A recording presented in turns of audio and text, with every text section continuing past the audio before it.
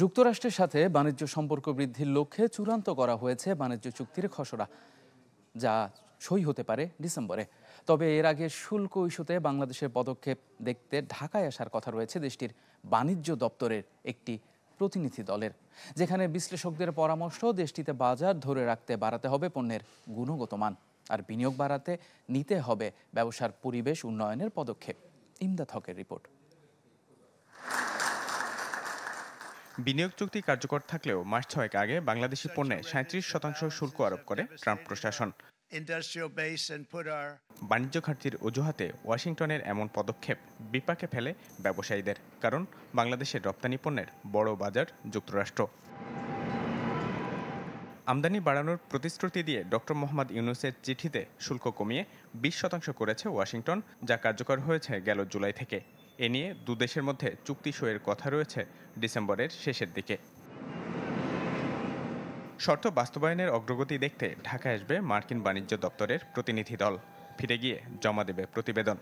ডিসেম্বরে তারা যখন আসবেন তখন আমি অনেক ধরনের চ্যালেঞ্জই দেখি সেখানে। মেধাস্বত্ব আইনের যাতে বাস্তবায়নটা আরও শক্তিশালী করা হয়, সেখানে আমাদের ইউএস থেকে আমদানিকৃত অনেক পণ্যের উপরে আমরা শূন্য শুল্ক করব, সেটা আমরা রাজি হয়েছি।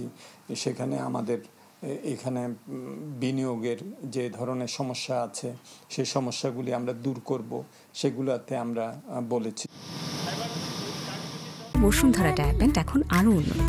এই hot air through top sheet দ্রুত শোষণ করে সোনামণিকে দেয় কোমল অনুভূতি। কয়েক দফা কাটছাটের পর অনেকটা চূড়ান্ত পর্যায়ে বাংলাদেশ যুক্তরাষ্ট্র বাণিজ্য চুক্তি, যেখানে আমদানি করা তুলা দিয়ে তৈরি পোশাকের শুল্ক মওকুফ চেয়েছে ঢাকা।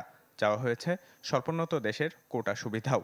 বিগত সরকারও অনেক কাজ করছে, কিন্তু তেমন একটা এফেক্টিভনেসটা আমরা দেখতে পাইনি। যে আজকে 30-40 বছর ধরে তো ওনাদের ট্যাক্স ফ্রি একটা কোটা দিয়ে রেখেছে, কিন্তু সময় এসেছে এটাকে ডাইভার্সিফাই করে যে যৌথ বাণিজ্যিক কমিশনের মাধ্যমে একসাথে বসে এই জটিলতার নিরসনের জন্য কূটনৈতিক তৎপরতা আরও বাড়াতে হবে।